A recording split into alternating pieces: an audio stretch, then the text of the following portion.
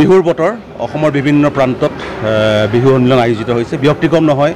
বিভিন্ন জাতি জনগোষ্ঠীৰ মিলনভূমি লিডু অঞ্চলটো লিডুৰ এখন অত্যন্ত পুৰণি এখন বিহু সন্মিলন যিখন বিহু সন্মিলনৰ সৈতে লিডুৰ সকলো জ্যেষ্ঠ ব্যক্তি জড়িত হৈ আছে 60তম লিডু কেন্দ্ৰীয় ৰঙালী বিহু উৎসৱ আজিৰ পৰা দুদিনীয়া কাৰ্যসূচীৰ আয়োজন হৈছে বিভিন্ন প্ৰতিযোগিতাৰে আচলতে বিহুখন সজাই তোলা হৈছে বিহুগীত বিহু নাচ ঢোল বাদন ইয়াৰ লগতে মৌকুঁৱৰী বিহুৱতী চেমনীয়া হুঁচৰি গাভৰু বিহু আদি বিভিন্ন প্ৰতিযোগিতা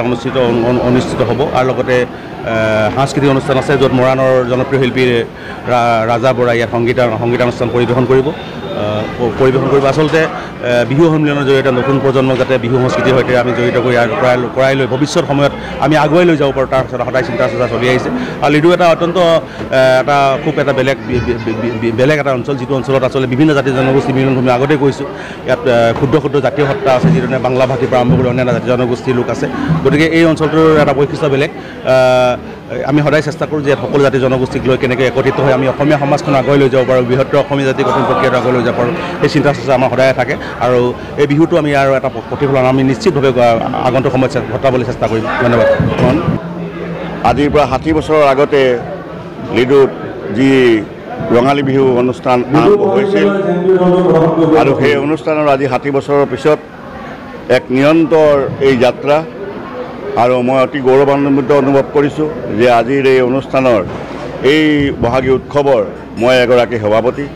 আৰু মোৰ অতি মৰমৰ ভাতৃ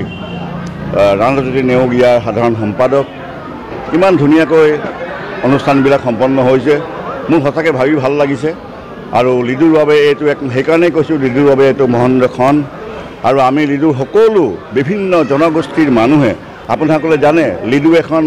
ক্ষুদ্ৰ ভাৰতৰ নিচিনা ইয়াত ভাৰতৰ বিভিন্ন ৰাজ্যৰ মানুহ আহি ইয়াত বসবাস কৰিছে আৰু এক নতুন সংস্কৃতি ইয়াত গঢ়ি তুলিছে আৰু সেইবাবে লিডুৰ এই মোহনীয় খলবিলাকক আমি উপভোগ কৰিছোঁ প্ৰাণে লিডুৰ এই দুদিনীয়া আজিৰ পৰা আৰম্ভ হৈছে কালিলৈ ইয়াৰ পৰিসমাপ্তি ঘটিব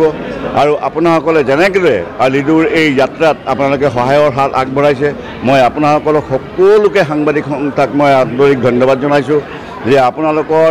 সহযোগিতাই আৰু ৰাইজৰ সহযোগিতাই এই বিহুখনে যেন লিডুৰ আকাশ বতাল মুখৰিত কৰিব ধন্যবাদ।